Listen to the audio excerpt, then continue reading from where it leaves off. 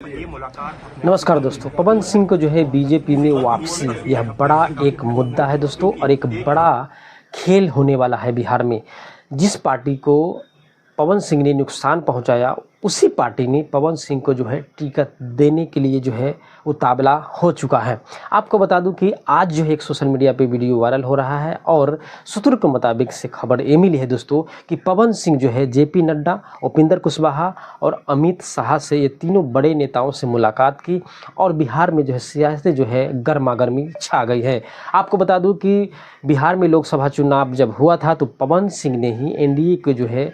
बहुत बड़ा नुकसान दिलाया था, क्योंकि वहाँ से जो उपेंद्र कुशवाहा काराकाट से खड़े हुए थे और निर्दलीय पवन सिंह खड़े हुए थे, जिसमें जो है उपेंद्र कुशवाहा हारे थे पवन सिंह की ही वजह से। अब जो है पवन सिंह के जरिए जो है शाहाबाद में जो है पवन सिंह को